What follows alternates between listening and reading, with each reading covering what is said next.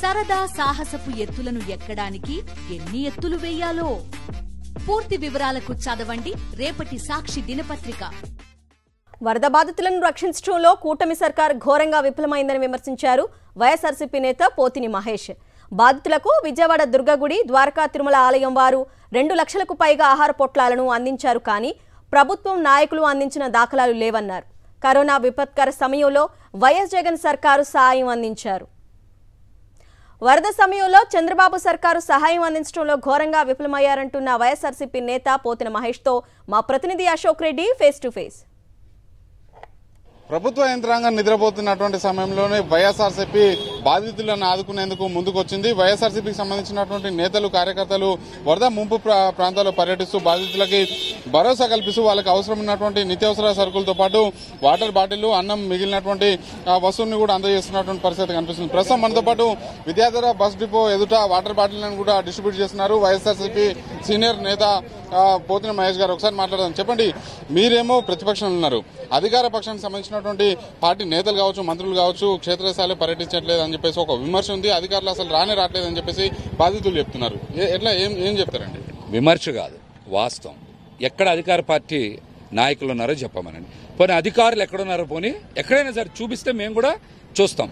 నిజంగా వాళ్ళు ప్రజలకి అండగా ఉండి సేవ చేసి వాళ్ళకి పునరావాస కేంద్రాలకు తరలించి మంచినీళ్ళు, ఎవరు భోజనం అడగట్లే, ఇవాళ మంచినీళ్ళు ఇస్తే గుక్కెడు మంచినీళ్ళు ఇస్తే చాలు అంటున్నారు. మంచినీళ్ళు అందించి మందులు ఇచ్చి వృద్ధులకి అదేవిధంగా రోగులకి ఎక్కడైనా అండగా నిలబడితే అధికార పార్టీ నాయకులు కానీ, ఎమ్మెల్యేలు కానీ, ఎంపీ కానీ ఇక్కడ ఇన్ఛార్జీలుగా వేశారంటున్నారు కదా ఐఏఎస్ ఆఫీసర్లు. చంద్రబాబు నాయుడు గారు ఇప్పుడే టేపు నుంచి వెళ్ళారు, ఆయన చూపించడం మేము చూస్తాం. కనీసం మంచినీళ్ళు కూడా ఇవ్వకపోబట్టే మా స్థానిక నాయకులు రామకృష్ణ గారు ఏకలవ్య నగర్లో మంచినీళ్ళు లేవు, భోజనం తర్వాత మహేష్ గారు అంటే ఇప్పుడు ఒక 1000 వాటర్ బాటిల్ తీసుకొచ్చి ఇచ్చాం. భోజనం ప్యాకెట్లు కూడా తీసుకొచ్చాం, డబ్బాల్లో చేపించాం జాగ్రత్తగా. అవి కూడా తీసుకొచ్చి అందజేస్తున్నాం. మా శక్తి వంచన లేకుండా సేవ చేసేటువంటి ప్రయత్నం చేస్తూ ఉన్నాం. కరోనా లాంటి విపత్కర సమయంలో, కష్టకాలంలో జగన్మోహన్ రెడ్డి గారు ఎంతో అద్భుతంగా ఆ రోజున ప్రభుత్వం పనిచేసింది. ప్రజలకు అండగా నిలబడ్డారు, ఆహారం అందజేశారు, వైద్యం అందజేశారు. అదేవిధంగా ప్రతి ఒక్కరికి అవసరమైనటువంటి నిత్యావసర సరుకులు పంపిణీ చేశారు, కొంతమందికి డబ్బులు కూడా ఇచ్చారు. మనం అది కరోనాలో ప్రభుత్వం జగన్మోహన్ రెడ్డి అంత అద్భుతంగా పనిచేస్తే జగన్మోహన్ రెడ్డి గారు ఇప్పుడు చంద్రబాబు నాయుడు గారు ఎందుకు పని చేయలేకపోతూ ఉన్నారు?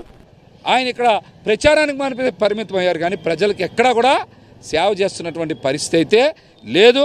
మరి జగన్మోహన్ రెడ్డి గారు ఆ రోజు వాలంటీర్స్ని కానీ, సచివాలయ వ్యవస్థను కానీ, అదేవిధంగా కార్పొరేషన్ సిబ్బందిని కానీ, మరో పక్క నుంచి వైద్య శాఖలో ఉండేటువంటి వాళ్ళు శానిటేషన్ అవన్నీ చాలా అద్భుతంగా పనిచేశారు. ఈరోజు ఎక్కడ అనుభవం ఉన్నటువంటి చంద్రబాబు నాయుడు గారు ప్రజలందరూ కూడా రోడ్డు మీద గగ్గోలు పెడుతున్నారు. అమ్మవారి ప్రసాదమే ఈ 2 రోజుల నుంచి విజయవాడ నగర ప్రజలకు అందింది కానీ ప్రభుత్వం ఎక్కడ ఉండిచ్చిందో మాకైతే తెలియదు. సుమారు 1,00,000 ప్యాకెట్లు దుర్గగుడి దేవస్థానం వారు పంపిణీ చేశారు.